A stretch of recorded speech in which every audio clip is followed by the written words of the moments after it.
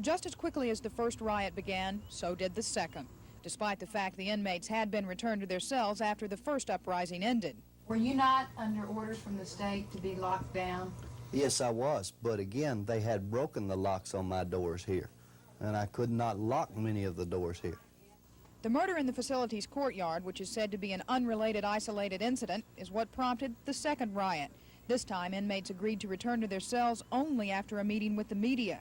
Two inmate spokesmen told us it wasn't striped uniforms that caused the standoffs, but inhumane conditions caused from overcrowding. I think the inmate population of this place right here just wants the people to know what's happening back here, other than the fact of a corrections department spokesman speaking to you people.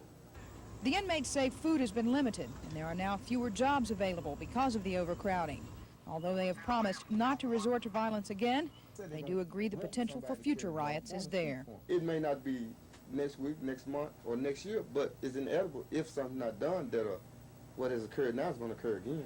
The state tactical squad and all of the extra security will continue to stay on the grounds here at the Morgan County Correctional Facility until the situation has been fully evaluated and there is no longer the threat of another riot by the inmates. Melanie Bullard, Action 10 News, Morgan County.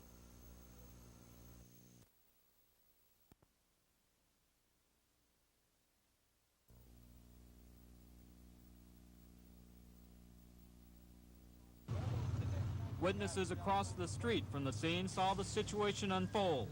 Man climbing out of a car, police in pursuit, but keeping their distance. The suspect was pursued into this flea market parking lot, and it was here where he threatened to commit suicide. But then he lowered his pistol at the police officers. I don't know what provoked it, but I just saw the man come down with his pistol, and when he did, the officer shot him. He did point the gun at the officer, according to several witnesses here at the scene, at which time he was shot with the officer. Apparently took a wound to the head. Paramedics worked on the suspect at the scene. At this time, there is no clue as to why he allegedly shot his wife, nor why he threatened to shoot himself.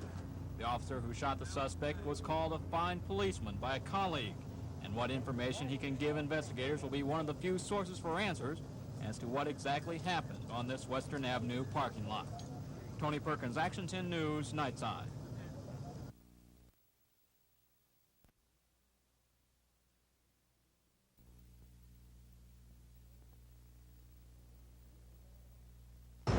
Okay, anything else? The address?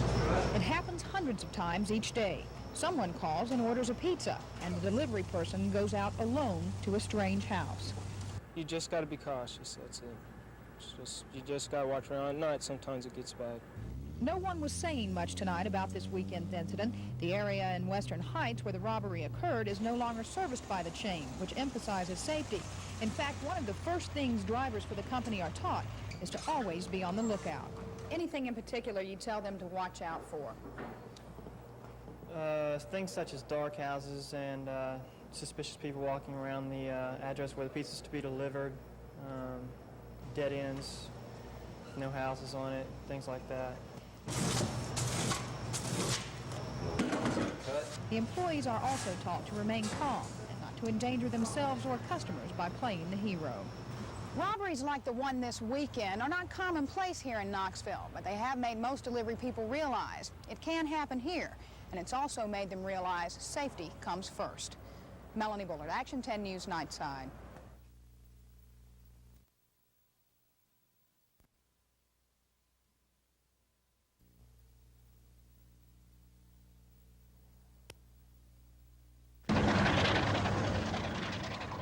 It is one heck of a machine. It's called a page dragline and is used for the mining of coal.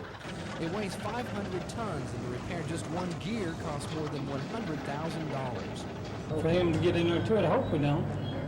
We might.